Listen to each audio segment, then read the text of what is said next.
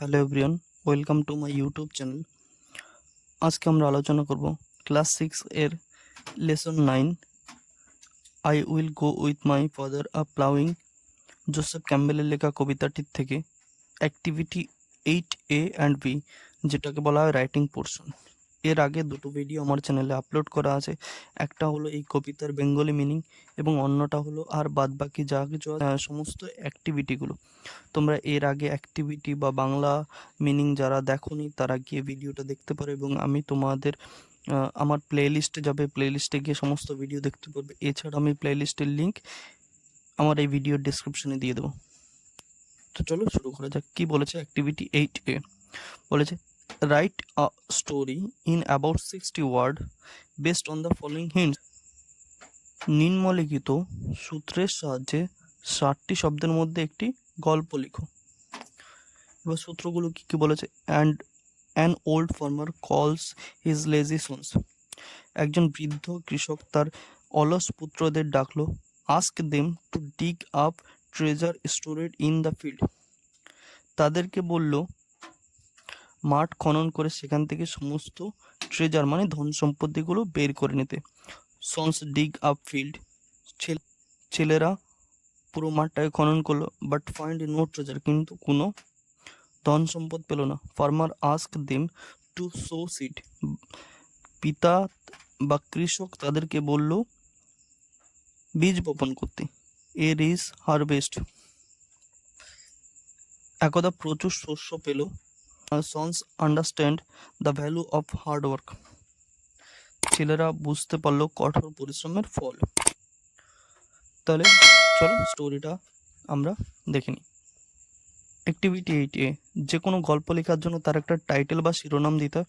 তাহলে এখানে আমরা টাইটেল বা শিরোনাম দিলাম the farmer and his lazy sons, কৃষক এবং তার অলস ছেলেরা।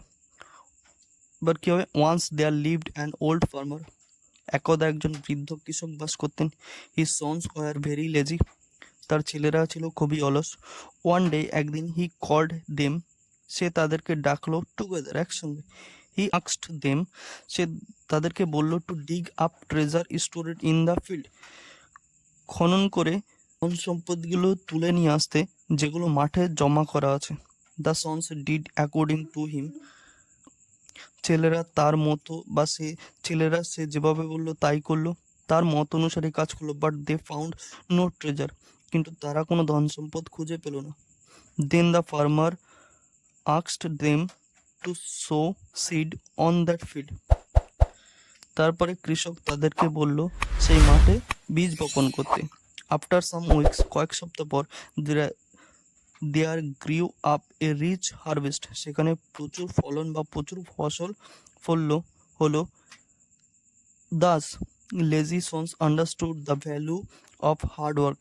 এইভাবে তার অলস ছেলেরা বুঝতে পারলো কঠোর পরিশ্রমের ফল। দেখো, যে কোনো স্টোরি লিখতে গেলে তার মোরাল লিখতে হয়। এখানে দুটো মোরাল দেওয়া আছে, যে কোনো একটা যেটা তোমাদের ভালো লাগে, যেটা তোমাদের সহজ বলে মনে হয়, তোমরা অবশ্যই সেটা পড়বে। ফ্রুটস অফ হার্ড ওয়ার্ক, কঠোর পরিশ্রমের ফল আর অলওয়েজ সুইট, হয় সবসময় মিষ্টি। অর অবলিক বা স্ল্যাশ বা অথবা হার্ড ওয়ার্ক, কঠোর পরিশ্রম, ব্রিংস রিওয়ার্ড, এনে দেয় পুরস্কার বা দেয় পুরস্কার। Activity 8B, write a short paragraph. একটি ছোট অনুচ্ছেদ বা রচনা লেখো ইন অ্যাবাউট 60 ওয়ার্ড, 60 শব্দের মধ্যে, ডিসক্রাইবিং ইউর ফেভারিট সিজন, বর্ণনা করো তোমার প্রিয় ঋতু। ইউজিং দ্য ফলোয়িং হিন্টস, নিম্নলিখিত সূত্রগুলি ব্যবহার করে। তাহলে সূত্রগুলি কী কী দেওয়া হয়েছে? নেম অফ দ্য সিজন, সেই ঋতুর নাম।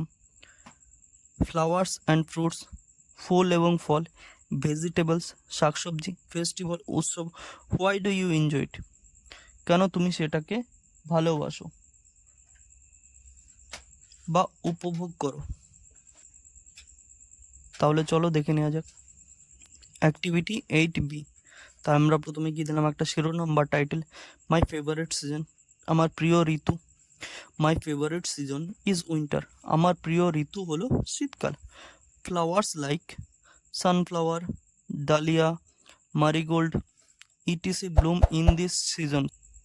এই ঋতুতে সূর্যমুখী, ডালিয়া, গাঁদা ইত্যাদি ফুল ফোটে।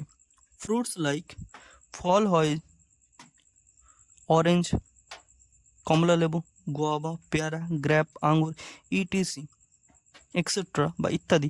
অ্যান্ড ভেজিটেবলস লাইক এবং শাকসবজি হয় যেমন কি ক্যাবেজ, বাঁধাকপি, কলিফ্লাওয়ার, ফুলকপি, ক্যারট, গাজর, ইটিসি এক্সেট্রা ইত্যাদি আর সিন ইন দিস সিজন এই ঋতুতে দেখা যায়। দ্য ফেস্টিভ্যাল লাইক এই ঋতুর উৎসবগুলি হলো দিওয়ালি, যেমন দিওয়ালি বা কালী পুজো, ক্রিসমাস বা বড়দিন, হোলি ইটিসি ইত্যাদি is celebrated in this season এই ঋতুতে উদযাপন করা হয়। The weather of this season এই ঋতুর আবহাওয়া ইজ পারফেক্ট ফর এ পিকনিকের জন্য যথোপযুক্ত। ফর অল দিস রিজন এই সমস্ত কারণে বা উপরোক্ত সমস্ত কারণে আই এনজয় দিস সিজন আমি এই ঋতুটিকে উপভোগ করি। Thank you everyone for watching my videos. ভিডিওটি ভালো লাগলে অবশ্যই লাইক করবে, কমেন্ট করবে, বন্ধুদের সঙ্গে শেয়ার করবে। আজকে যারা নতুন এসছো তারা চ্যানেলটিকে অবশ্যই সাবস্ক্রাইব করবে। এছাড়া এই কবিতার থেকে তোমাদের যদি কারো কোনো প্রশ্ন থেকে থাকে তাহলে সেটা অবশ্যই কমেন্ট বক্সে এসে জানাবে, আমি তোমাদের সমস্ত প্রশ্নের উত্তর দেবো।